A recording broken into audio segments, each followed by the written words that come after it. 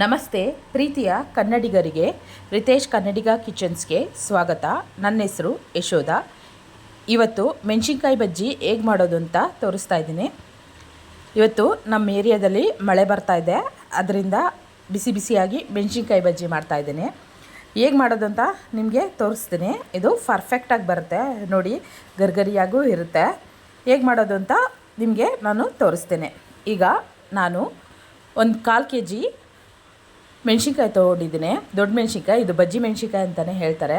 ಒಂದು 1/4 kg ಮೆಣಸಿನ್ಕಾಯಿ ತೊಗೊಂಡಿದ್ದೀನಿ. ಇದನ್ನು ನೀಟಾಗಿ ವಾಶ್ ಮಾಡ್ಕೊತಾ ಇದ್ದೀನಿ. ನೀಟಾಗಿ ವಾಶ್ ಮಾಡಿಕೊಂಡು ಇದನ್ನು ಹೆಚ್ಕೋಬೇಕಾಗತ್ತೆ. ನಿಮಗೆ ಬೇಕು ಅಂದರೆ 4 ಭಾಗ ಮಾಡ್ಕೋಬೋದು, ಇಲ್ಲ 2 ಭಾಗ ಮಾಡ್ಕೋಬೋದು.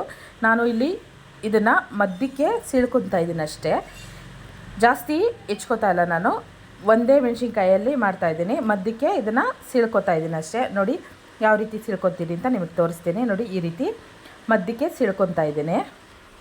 ಈ ರೀತಿ ಎಲ್ಲ ಮೆಣಸಿನ್ಕಾಯಿನೂ ಹೆಚ್ಚಿ ರೆಡಿ ಮಾಡಿ ಇಟ್ಕೊತಾ ಇದ್ದೀನಿ.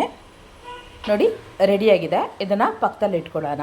ಇವಾಗ ಬಜ್ಜಿಗೆ ಹಸಿಟ್ಟು ಮಿಕ್ಸ್ ಮಾಡ್ಕೊಳ್ಳೋಣ. ನಾನು ಯಾವ ರೀತಿ ಮಿಕ್ಸ್ ಮಾಡ್ಕೊತಾ ಇದ್ದೀನಿ ನೋಡಿ. ಇಲ್ಲಿ 1 ಕಪ್ಪು ಕಡಲೆ ಹಸಿಟ್ಟು ತೊಗೊಂಡಿದ್ದೀನಿ. ಭಾಗ್ಯಲಕ್ಷ್ಮಿ ಬ್ರ್ಯಾಂಡ್ ತೊಗೊಂಡಿದ್ದೀನಿ. ಭಾಗ್ಯಲಕ್ಷ್ಮಿ ಬ್ರ್ಯಾಂಡ್ದು ತುಂಬ ಚೆನ್ನಾಗಿರುತ್ತೆ, ಅದರಿಂದ ಉಪಯೋಗಿಸ್ಕೊತಾ ಇದ್ದೀನಿ. ಇವಾಗ ನಾನು 2 ಸ್ಪೂನು ಅಕ್ಕಿ ಹಸಿಟ್ಟು ತೊಗೊತಾ ಇದ್ದೀನಿ, ಅದನ್ನು ಸೇರಿಸ್ಕೊತಾ ಇದ್ದೀನಿ. ನಂತರ ರುಚಿಗೆ ತಕ್ಕಷ್ಟು ಉಪ್ಪನ್ನು ಸೇರಿಸ್ತಾ ಇದ್ದೀನಿ. ನೀವು ಎಷ್ಟು ಬೇಕೋ ಉಪ್ಪು ಅಷ್ಟನ್ನು ಸೇರಿಸ್ಕೊಳ್ಳಿ, ನೋಡಿಕೊಂಡು ಉಪ್ಪು ಸೇರಿಸ್ಕೊಳ್ಳಿ. ಇದಾದ ನಂತರ ನಾನು ಓಂಕಾಳನ್ನ ಸೇರಿಸ್ಕೊತಾ ಇದ್ದೀನಿ. ನೋಡಿ, ಸ್ವಲ್ಪ ಓಂಕಾಳು ಸೇರಿಸ್ತಾ ಇದ್ದೀನಿ. ಓಂಕಾಳನ್ನ ಕೈಯಲ್ಲಿ ಕ್ರಷ್ ಮಾಡಿ ಹಾಕೋದ್ರಿಂದ ಸುವಾಸನೆಯಾಗಿರುತ್ತೆ, ಆದ್ದರಿಂದ ಈ ರೀತಿ ಕ್ರಷ್ ಮಾಡಿ ಸೇರಿಸ್ಕೊತಾ ಇದ್ದೀನಿ. ಇದಾದ ನಂತರ ನಾನು ಸ್ವಲ್ಪ ಜೀರಿಗೆ ಸೇರಿಸ್ತಾ ಇದ್ದೀನಿ. ನೋಡಿ, ಸ್ವಲ್ಪ ಜೀರಿಗೆ ಸೇರಿಸ್ತಾ ಇದ್ದೀನಿ. ಇದು ರುಚಿಯಾಗಿರುತ್ತೆ ಅಂತ ಹೇಳಿ ಸೇರಿಸ್ತಾ ಇದ್ದೀನಿ. ನಂತರ 1 ಸ್ಪೂನು ಅಚ್ಚ ಪುಡಿ ಸೇರಿಸ್ತಾ ಇದ್ದೇನೆ. ಖಾರನ ನೋಡ್ಕೊಂಡು ಹಾಕ್ಕೊಳ್ಳಿ. ಮೆಣಸಿನ್ಕಾಯಿ ಖಾರ ಇದ್ದರೆ ಖಾರ ಕಮ್ಮಿ ಇಟ್ಕೊಳ್ಳಿ. ಒಂದು ಸ್ವಲ್ಪ ಸೋಡಾ ಸೇರಿಸ್ಕೊತಾ ಇದ್ದೀನಿ. ಇವೆಲ್ಲ ಸೇರಿಸ್ಕೊಂಡ್ಮೇಲೆ ಚೆನ್ನಾಗಿ ಮಿಕ್ಸ್ ಮಾಡ್ಕೊಳ್ಳಿ. ನೋಡಿ, ಈ ರೀತಿ ಎಲ್ಲ ನೀಟಾಗಿ ಮಿಕ್ಸ್ ಮಾಡಿಕೊಂಡು ಸ್ವಲ್ಪನೇ ನೀರು ಹಾಕ್ಕೊಂಡು ಕಳಿಸ್ಕೋಬೇಕಾಗುತ್ತೆ. ಇವಾಗ ನೋಡಿ ಮಿಕ್ಸ್ ಆಗಿದೆ. ಈಗ ನಾನು ಸ್ವಲ್ಪನೇ ನೀರು ಹಾಕಿ ಕಳಿಸ್ತಾ ಇದ್ದೀನಿ. ಹಿಂಗೆ ಸ್ವಲ್ಪನೇ ನೀರು ಹಾಕಿ ಕಳಿಸ್ಕೊಳ್ಳಿ, ಇಲ್ಲಾಂದರೆ ನೀರಾಗೋಗುತ್ತೆ. ನೋಡಿ, ಇದು ಗಟ್ಟಿ ಇದೆ. ಇವಾಗ ಇದಕ್ಕೆ ಇನ್ನೊಂದು ಸ್ವಲ್ಪ ನೀರು ಸೇರಿಸಿ ಕಳಿಸ್ಕೊಳ್ಳೋಣ. ಒಂದು ಸ್ವಲ್ಪ ನೀರು ಹಾಕಿ ನೋಡಿ, ಈ ರೀತಿ ಸ್ವಲ್ಪ ನೀರು ಹಾಕಿ ಕಳಿಸ್ಕೊಳ್ಳಿ. ನೋಡಿ, ರೆಡಿಯಾಗಿದೆ. ಈ ಹದ ಬಂದರೆ ಸಾಕು, ಮೆಣಸಿನ್ಕಾಯಿ ಬಜ್ಜಿ ಚೆನ್ನಾಗಿ ಬರುತ್ತೆ. ಈ ಹದ ಇದ್ದರೆ ಸಾಕು. ಇವಾಗ ಒಂದು ಒಲೆ ಮೇಲೆ ಬಾಣಲಿ ಇಟ್ಕೊಂಡು ಎಣ್ಣೆ ಕಾಯೋಕ್ಕೆ ಇಟ್ಕೊಳ್ಳೋಣ.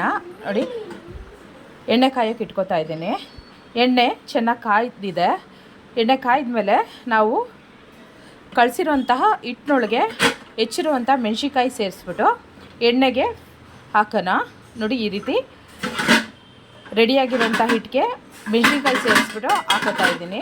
ನೀಟಾಗಿ ಎಲ್ಲ ಕಡೆ ಕೋಟ್ ಆಗೋಂಗೆ ಹತ್ಕೊಳ್ಳಿ. ಈ ರೀತಿ ನೀಟಾಗಿ ಹತ್ಕೊಂಡು ನಿಧಾನವಾಗಿ ಬಿಟ್ಕೊಳ್ಳೋಣ ಎಣ್ಣೆ ಒಳಕ್ಕೆ. ನೋಡಿ, ಈ ರೀತಿ ನಿಧಾನವಾಗಿ ಎಣ್ಣೆ ಒಳಗೆ ಬಿಡ್ತಾ ಬನ್ನಿ.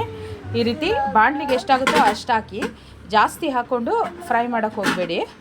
ಈ ರೀತಿ ನಾನು ಒಂದು 3 ಮೆಣಸಿನ್ಕಾಯಿ ಬಜ್ಜಿ ಸೇರಿಸಿ ಫ್ರೈ ಮಾಡ್ಕೊತಾ ಇದ್ದೀನಿ.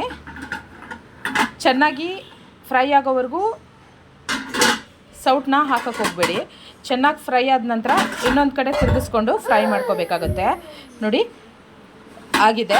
ಇವಾಗ ನಾನು ಇನ್ನೊಂದು ಕಡೆ ತಿರುಗಿಸ್ಕೊತಾ ಇದ್ದೀನಿ. ಈ ರೀತಿ ನೀಟಾಗಿ ಇನ್ನೊಂದು ಕಡೆ ತಿರುಗಿಸ್ಕೊಂಡು ಫ್ರೈ ಮಾಡ್ಕೊಳ್ಳೋಣ.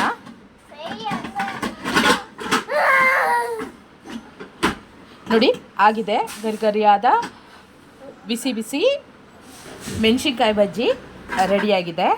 ಇದನ್ನು ಚಟ್ನಿ ಜೊತೆ ತಿಂತಾ ಇದ್ದರೆ ಸೂಪರಾಗಿರುತ್ತೆ. ಮಳೆ ಬರ್ತಾ ಇರೋದಕ್ಕೂ ಬಿಸಿ ಬಿಸಿ ಬಜ್ಜಿಗೂ ಒಳ್ಳೆ ಟೈಮ್ ಪಾಸ್. ನೋಡಿ, ನನ್ನ ವಿಡಿಯೋ ಇಷ್ಟವಾದಲ್ಲಿ ಲೈಕ್ ಮಾಡಿ, ಶೇರ್ ಮಾಡಿ, ಸಬ್ಸ್ಕ್ರೈಬ್ ಆಗಿ. ಧನ್ಯವಾದ ಗೆಳೆಯರೇ.